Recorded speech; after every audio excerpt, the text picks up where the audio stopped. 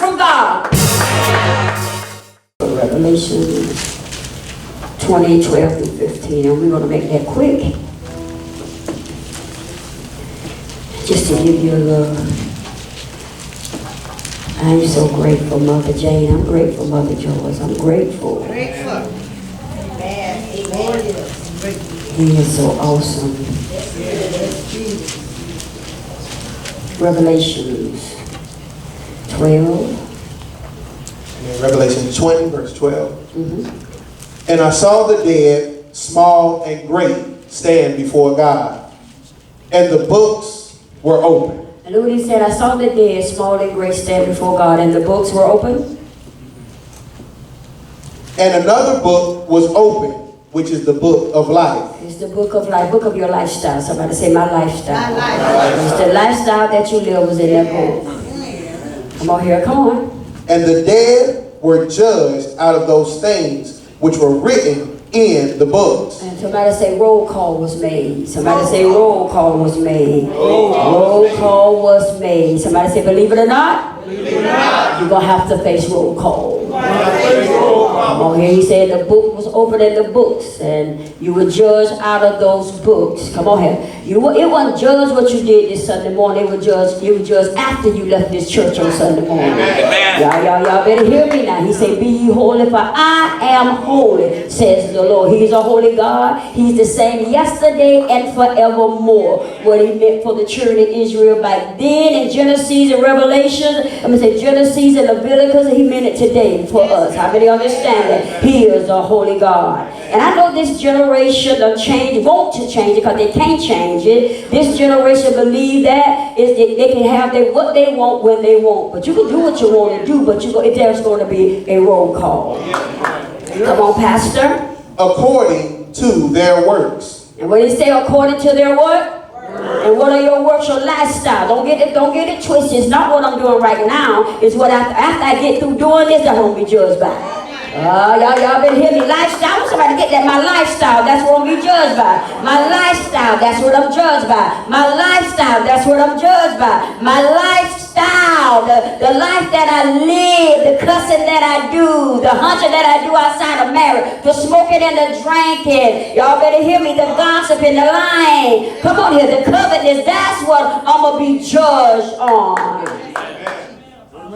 Amen. Amen. Amen. Come on, Pastor.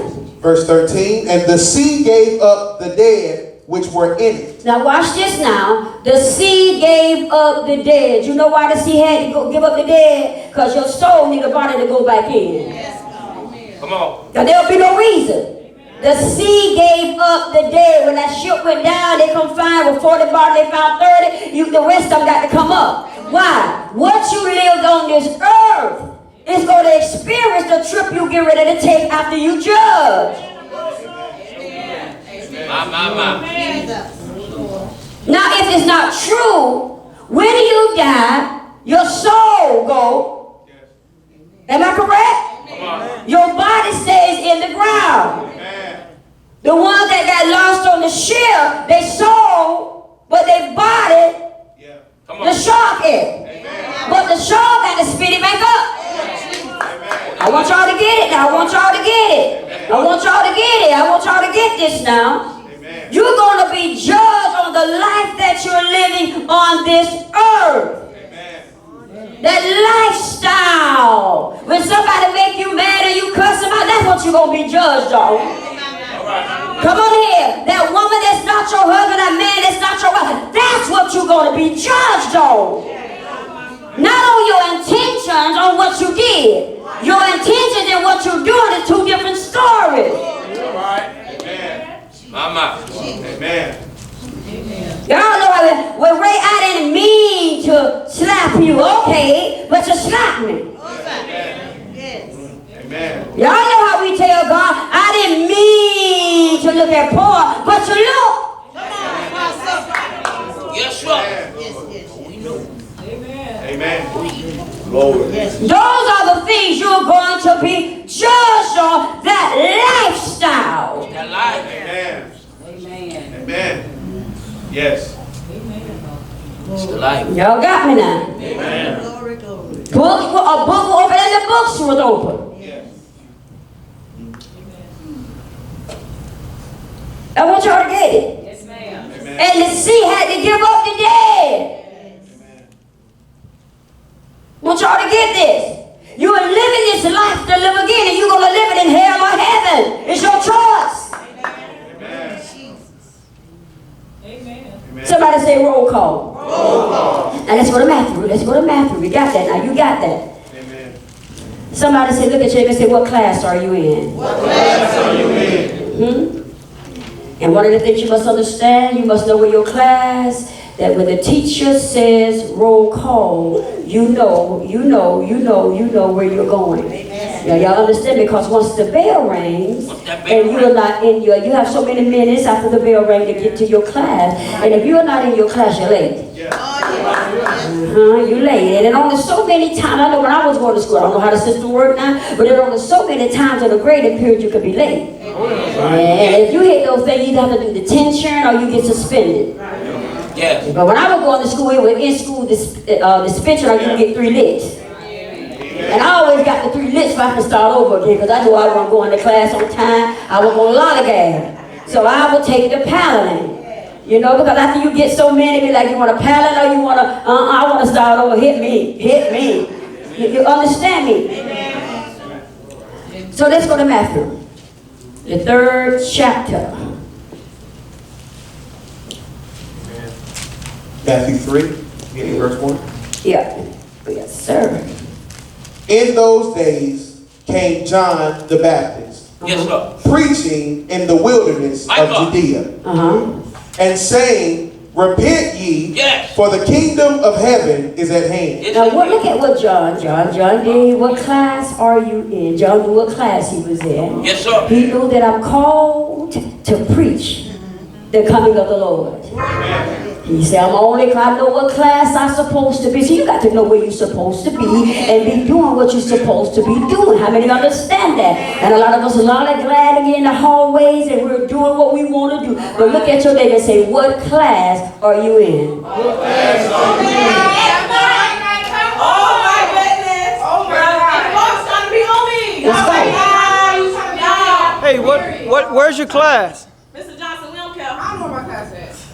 How have you guys been going here this long? You don't know your classes up. It don't matter, Mr. Johnson. She don't teach. She take too long. Exactly. I'm gonna need you guys to get to class. I'm gonna need you to get to class. And look how and watch this. This is how we do with God. We be in the church and yet don't know where our class is at. We yet don't know where we supposed to be. Coming to church Sunday after Sunday, Tuesday night, and yet still talking about I don't know my calling. Because what she said was, I don't like the class. I don't like what he called me to do, and I don't want to be over there. I want to be over here. Y'all must understand. But one thing about John knew where he's supposed to be, and he was doing what he's supposed to be doing. I want you to understand that. I want you to understand that. I want you to understand that. Come on, read.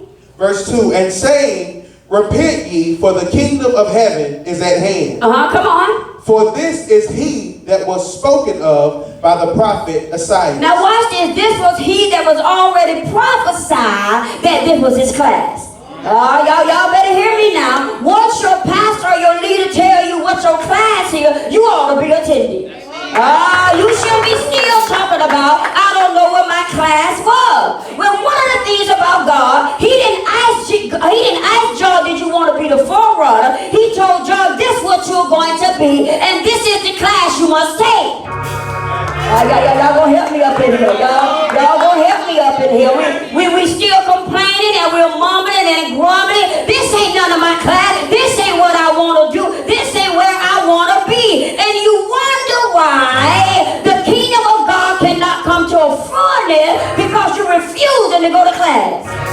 Now, before you go to class, you'll go to another church. Before you go to class, you'll go to another religion. Before you go to class, you'll go to another sin. You just don't want to do what you feel like God ain't called you to do. Come on here, somebody. Come on here. Come on here. Come on here. Come on, read. For this is he that was spoken of by the prophet Isaiah, saying, the voice of one crying in the wilderness, Uh-huh. prepare ye the way of the Lord. Now what class he was in? But his job was to prepare the way of the Lord, not him. He couldn't do nothing that brought any attention to him. Y'all got to understand it. Y'all don't want to take the places that ain't got no limelight. And y'all don't want to take the places that ain't got no spotlight. Nobody want to walk in the gift of heaven. And nobody want to walk in the gift of faith.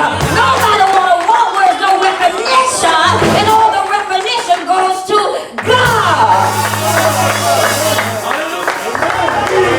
Come on here, somebody. Come on here, come on here. Come on here, but he told John, wait a minute. And one of the things you must understand, God knew what he was doing. The birth of Jesus and the birth of John were on a different, a couple months apart. So wait a minute, what John could have said, I'm on your level, Jesus. I'm preparing my own way. But what God had to do to John first, John had to die in the womb. What John did was recognize Mary in the womb. He wasn't mesmerizing Mary, but he was bowing down to what was in her womb first. Come on here, somebody. See, you got to be able to bow to what's in your leader's womb in order to walk in your calling.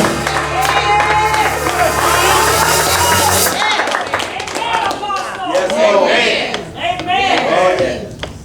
Amen. Come on here. Now, I want you to understand it. Come on, Rhea. The voice of one crying in the Wait a wilderness. minute, he said voice. His voice. That's what they heard. They heard his voice when he seen his face. Somebody said that was his position.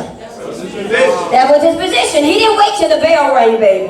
He was out there already ready for them when they got there. Y'all got to remember, John got there before anybody came. John showed up before there was a crowd. John showed up and was preaching to himself before the people got there. Y'all better hear me. Y'all must understand something. You got to accept what God called you to do and stop putting a price tag on it and stop putting recognition. Well, if I was evangelist, I'd do it. And if I was this, I'd do it. You must understand your life will never come full circle until you obey it. Come on, read. Prepare ye the way of the Lord. Uh-huh. Make his paths straight.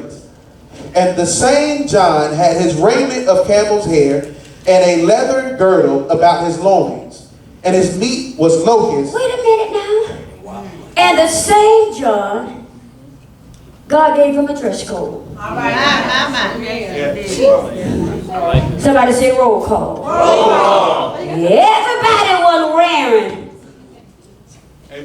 his garment. Amen. Everybody was wearing Cameron's hair. Amen. All right. Come on now. He didn't look like everybody else. He didn't dress like everybody else. Everybody else. God, you must understand something. You ain't got no business with your exterior looking like everybody else. Excuse me? Yes. Come in, sweetie. Yes, ma'am. Okay. I'm coming. Look at Sarah. That's a nice girl. Yes. Ooh. Now you know how you're supposed to come to school dressed. Why is your dress supposed to be that high? My mom said it's okay. Your mom, no ma'am, you dressing like that at home and your arms out. And my dad said it's okay. Where's not on He's stage? strict to him. My mom said it's okay. Go to the principal office. But my mom said Just like I said, go to the principal. That's not how we come to school, and that's just how we do in church. You always trying to bring in the rules. You always trying to bring it a new way. You always talking about well the Lord told me ain't nothing wrong with it. God is not a rule breaker.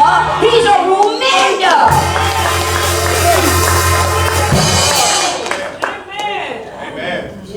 You always, well, I just don't feel, there's a way that a saint dress. There is a way that a child of God carry themselves.